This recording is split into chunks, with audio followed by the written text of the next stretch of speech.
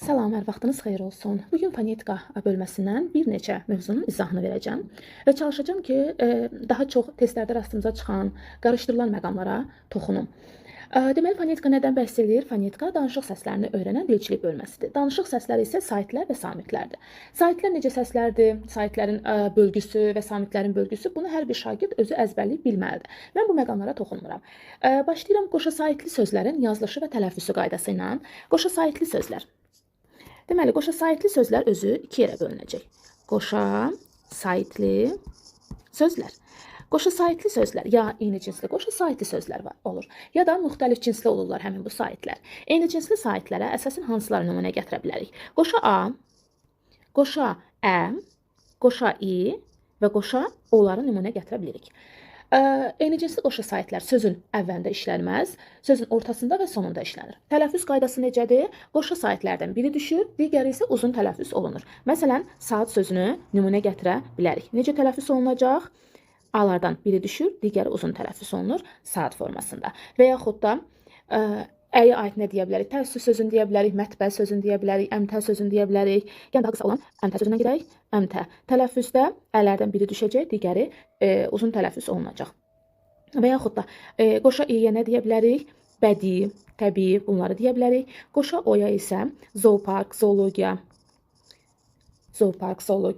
nümunə gətirə bilərik. Sadəcə qoşa o saiti ilə bağlı bir digər məqam da var. Bəzi sözlərdə qoşa o, bu xüsusən də alınma sözlərdədir. Qoşa o bir uzun a kimi tələffüz olunur. Məsələn, kooperativ sözünü bura nümunə verə bilərik. Yazırıq. Kooperativ, yəni qoşa o, tələffüzdə isə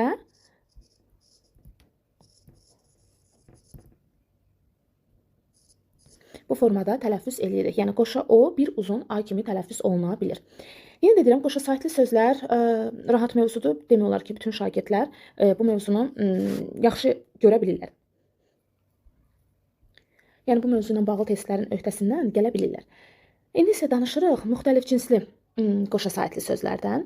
Müxtəlif cinsli qoşa saitli sözlərdə isə bir neçə hərf birləşmələrini əzbərləyirik və bu hərf birləşmələri varsa olan tələffüsü nəzərdə saxlayırıq. Nələrdir burada?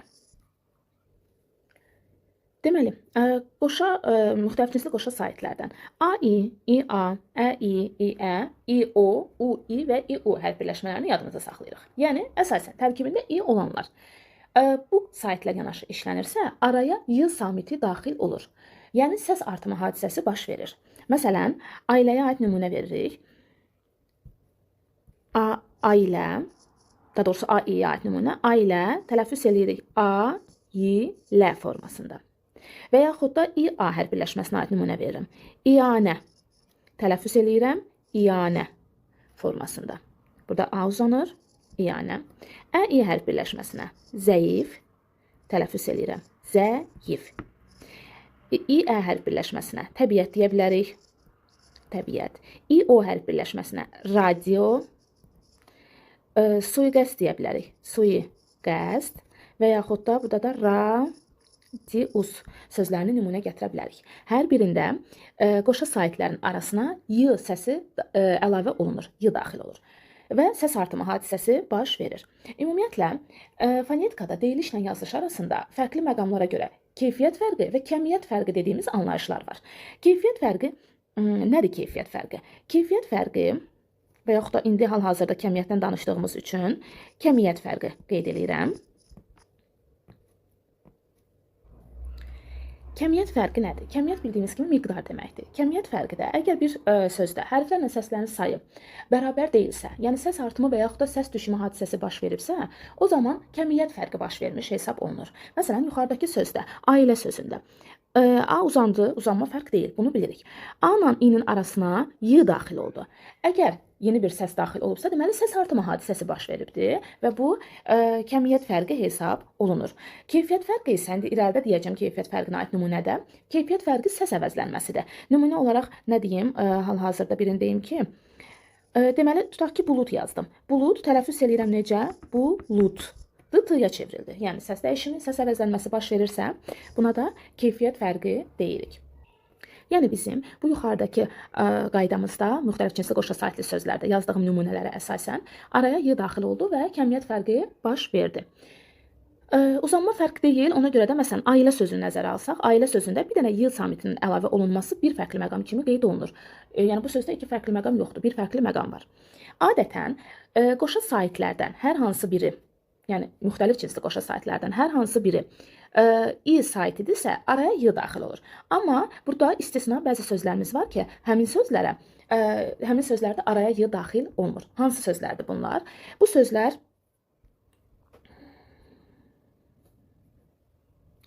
deməli, bu sözlər olacaq bizdə riayət sözü, riayət, şayiə və müşayiət sözlərini qeyd edə bilərik. İstisna sözlərimizdir. Nə baxımdan istisnadır? Baxın, i-ə hərf birləşməsi, i-ə, i-a hərf birləşməsi işlənsə də, bu sözlərdə araya y samiti daxil olmur. Yerdə qalan sözlərdə isə, yəni digər hərf birləşmələrində araya y daxil olmayacaq. Məsələn, müalicə, müayinə, saadət bu sözlərdə araya y samiti daxil olmur. Deyilişlə yazılış arasında, yəni saitlərlə bağlı məqamda fərq yoxdur. Məsələn, belə deyək. Tutaq ki, itaət sözü. İtaət. Tələffüz eləyəndə itaət formasında tələffüz eləyirəm. Yəni uzanma var, amma fərqli məqam yoxdur. Və yaxud da bəraət sözü. Bəraət. Yenə eyni qayda ilə. Və yaxud da müəllim sözü. Yenə fərq yoxdur. Olduğu kimi tələffüz eləyirik. Müəllim. Sadəcə burada diqqət eləyək itaət, bəraət, qənaət, qiraət, şücaət bu tipli sözlərə ki, bu sözlərdə araya y daxil olmur. Sadəcə uzanma var. Səs artımı və yaxud da ki, səs düşümü yoxdur bu sözlərdə. Bir digər qoşa sait sözlərlə bağlı bir digər məqam isə iki dənə sözün yanaşı gələrək qoşa saitli söz yaratması. Məsələn, bunlara nə deyə bilərik? Xala, oğlu, bacı, oğlu tipli sözləri deyə bilərik. Bacı, oğlu. Nə baş verir bu sözlərdə? Baxın, iki dənə sait yanaşı işləndi. A, o, I, o və s. Bu sözlərdə birinci sözün son saiti düşür. Bu qaydamızda da istisna bir neçə söz var. Məsələn, üzü aşağı, üstü örtülü tipli və yaxud da suiti bəzi sözlər var ki, həmin sözlərdə deyilişlə yazılış arasında fərq yoxdur.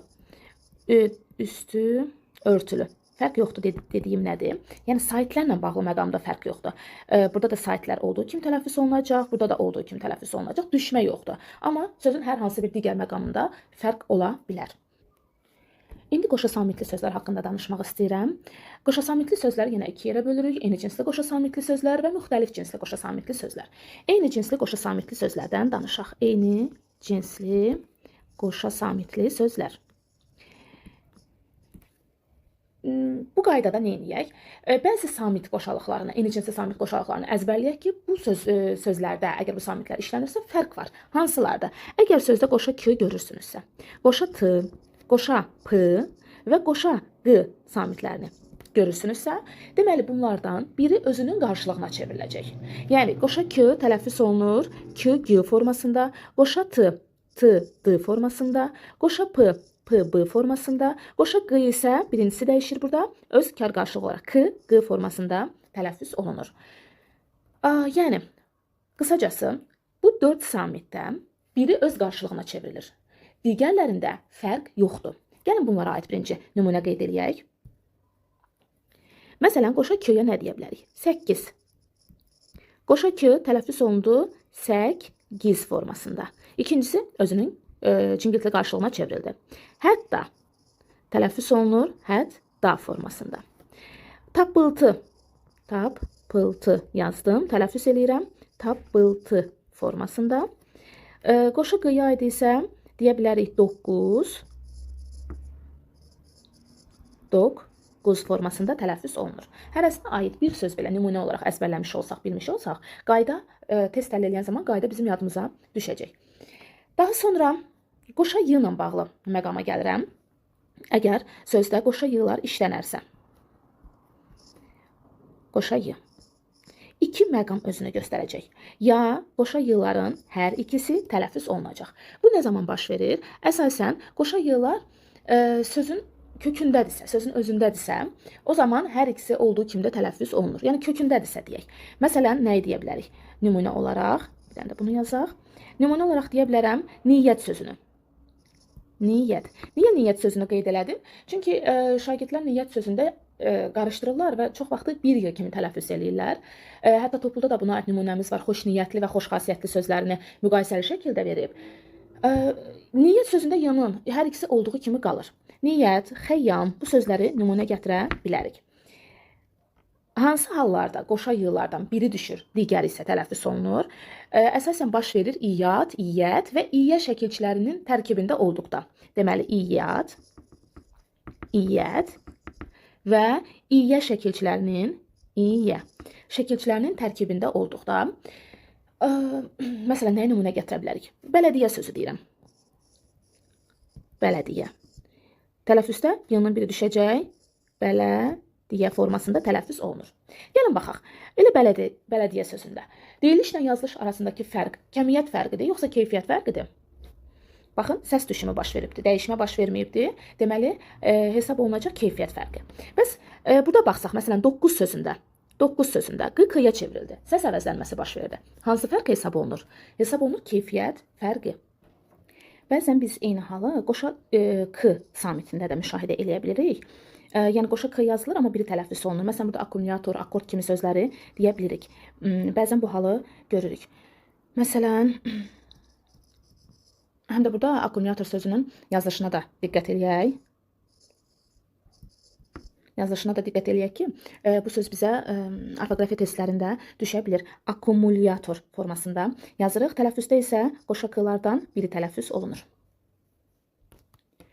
Həmçinin eyni halı qoşa s və m samitlərində də görürük. Məsələn, qoşa s yazılır. Məsələn, rejissor sözü deyirik. Rejissor. Amma tələffüzdə s-nın biri düşür və rejissor formasında tələffüz olunur. Yəni, qoşa s, bir s kimi tələffüz olunan hallar da var. Amma əsasən qoşa s işlənirsə, məsələn, həssas hissə sözü olduğu kimi tələffüz olunur. Ümumiyyətlə, gəlsək mövzunu yekunlaşdırmağa. Deməli, eyni cinsli qoşa samitli sözlərdə, bax, bu 4 samiti çalışın əzbərləyin. Çünki bu 4 samitdən başqa digərləri əsasən olduğu kimi tələffüz olunur. Məsələn, addım söz deyirəm. Addım, qoşa d olduğu kimi də tələffüz olunacaq. Addım formasında. Və yaxud da şəffaf sözü. Şəffaf. Olduğu kimi də tələffüz olunur. Şəffaf. Yəni, artıq burada d-nın birinin t-ya çevrilməsi və yaxud da f-nın birinin v-ya çevrilməsi hadisəsi yoxdur. İndi isə danışaq müxtəlif cinsli qoşa samitli sözlər haqqında. Müxtəlif cinsli. Yəni, bir sözdə 2 samit işlənir. Cinsli samitlər. 2 samit işlənir, amma onlar fərqli samitlərdir. Görək bu zaman tələffüzdə hansı məqamlar var. İlk öncə başlayaq nədən? Söz ortasında 2 dənə kar samit yanaşı işlənərsə, ikincisi özünün cingiltli qarşılığına çevrilir. Məsələn, nə deyə bilərik? Usta, asta və yaxud da həftə, bitki bu sözləri deyə bilirik. Bitki yazırıq ki, özünün cingiltli qarşılığı olan göyə çevrilir. Yəni, bitki formasında və yaxud da seçki, yəni eyni qaydada seçki formasında ola bilər. Bir neçə nümunə yazdım mən. Deməli, bir neçə sözü yazdım. Bunların üzərində baxaq. Bitki, t-k hərf birləşməsi ki, öz qarşılığına çevrildi. Seçki, yəni eyni qaydada. Məsələn, diqqətlə baxaq nəyə? Asfalt sözün yazılışına ki, s-f hərf birləşməsi, yəni asfalt f-la yazılır. Bu da orfoqrafiyada bizə lazım ola bilər. Kəşfiyyat sözü. 2 fərqli məqam oldu bu sözümüzdə. Həm f-ya çevrildi, həm də yıllardan biri düşdü. Yəni, bu sözdə həm kəmiyyət, həm də keyfiyyət fərqi özünü göstərdi. Daha sonra gəlin n samitinin bəzi hallarda m-ya çevrilməsi haqqında danışaq. Əgər ki, sözdə n samiti işlənir və n samitindən sonra m və yaxud da b samitlərindən hər hansı biri işlənərsə, həmin bu n m kimi tələffüz olunur. Məsələn, hansı sözlər deyə bilərik? Anbar yazırıq, tələffüz eləyəndə ambar formasında tələffüz eləyirik.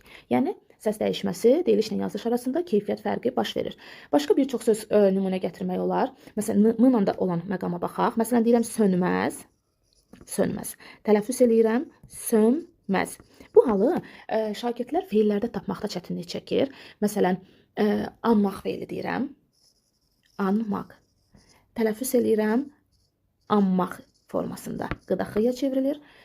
Və yaxud da aldanmaq, belə bir söz deyirəm. Aldanmaq. Tələffüzdə 2 n da, daha doğrusu n, m kimi tələffüz olunur və qoşa m özünü göstərir. Bir də bu qaydaya istisna olaraq bəzi sözlər var ki, onlarda n, m-ya çevrilmir, özü elə m-la yazılır. Yəni yazılışda m olan sözlərimiz var. Yaxşı olar ki, bu sözləri əzbərləyək. Mən bir neçə nümunə yazıram, amma sizin bu sözləri əzbərləməyiniz daha yaxşı olar tapmağınız üçün. Məsələn, hambal, pambıq.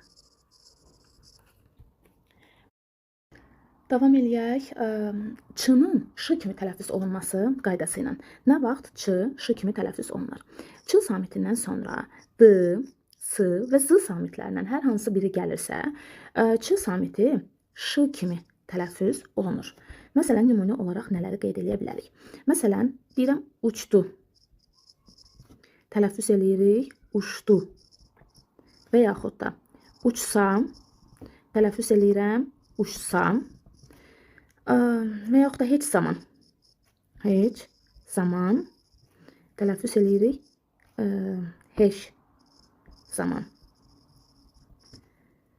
Daha sonra nəyə qeyd eləyək?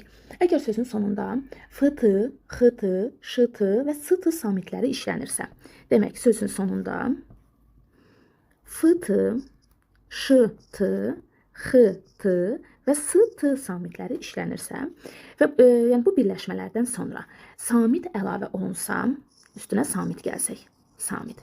Məsələn, nümunə olaraq nə? Neftçi sözünü qeyd edirəm. Neftçi. Görürsünüz, f-t hərf birləşməsi və samitlə şəkilçi əlavə eləmişik. Və yaxud da ola bilər bu samitlə söz olsun. O zaman tələffüzdə t düşür. Neftçi formasında tələffüz edirik. Və yaxud da tutaq ki, neft quyusu deyirəm. Neft quyusu. Görürsünüz, özündən sonra samit gəlir. Deməli, t tələffüzdə düşəcək. Olacaq neft, düşməlidir dedik. Neft quyusu. Quyusu. Bu formada tələffüz edirik. Yox, əgər bu birləşmələrdən sonra samitlə şəkilçi və yaxud da samitlə söz gələrsə, məsələn, nə deyə bilərik? Neft, elə eyni sözlə gedək, neft işi, belə bir birləşmə deyirəm. O zaman t, d kimi tələffüz olunacaq. Yəni tələffüzdə neft işi formasında özünü göstərəcək. Başqa hansı sözlər nümunə gətirə bilərik? Məsələn, deyə bilərik turistlər, deyə bilərik sərbəstlik, testlərdə düşən sözlərdən. Sərbəst, s-t hərf birləşməsi. Üstünə lik artırdım. Tələffüzdə sərbəst dik kimi tələffüz eləyirik. Bu bizi çaşdırmır. Burada l-d-ya çevrilibdir. Yəni t-nın çevrilməsi deyil. T düşür, l da d-ya çevrilir. Burada t düşdü. Daha sonra danışaq. Bəzi yenə də tək hecalı sözlər var ki, məsələn, üzürlü sözünü qeyd edirəm. Üzür, üstünə lü şəkilçisi əlavə edirəm. Bu zaman, baxın, bu iki samitin arasına uyğun bir qapalı sayıda əlavə edirik tələffüzdə. Tələffüz edirik üzürü. Həm də l dəyişir. Yəni l da r-ya çevrilir, araya da ü daxil olur. Burada həm kəmiyyət, həm də keyfiyyət fərqi özünü göstəribdir. Yəni səs artımı var, bir də səs əvəzlənməsi var. Ona görə də həm kəmiyyət, həm də keyfiyyət fərqi özünü göstərmiş olur. Və yaxud da başqa hansı sözü deyə bilərik? Hökm sözünü qeyd eləyək. Hökm, üstünə dar şəkilçisi əlavə edirəm. Tələffüzdə hökm dar formasında. Üzürlü, üzürsüz, hökmdar, sonra sehirkar, zəhimli, zəhimli sözünü də qeyd edə bilərik. Zəhim, üstünə li əlavə edirəm. Tələffüzdə zəhimli formasında özünü göstərir. Bir də bu sözlər haqqında nə deyim? Bəzən bu sözləri hecaya ayıranda uşaqlar tələffüzə görə ayırırlar. Bu sözləri hecalayanda yazılışa əsasən hecaya ayırırıq. Yəni hökm, dar formasında. Yazılışa əsasən hecaya ayırırıq. Amma sözdə neçə saitin, neçə samitin olduğunu isə tələffüzə əsasən müəyyənləşdiririk. Yəni, tutaq ki, hökmdar sözü olsun. Neçə samit var desək, biz tələffüzə baxırıq. 1, 2, 3 samit var. Daha doğrusu sait var, 3 sait var. Amma neçə heca var dedikdə isə yazılışdakı saitləri sayırıq və hecanı o formada müəyyənləşdiririk.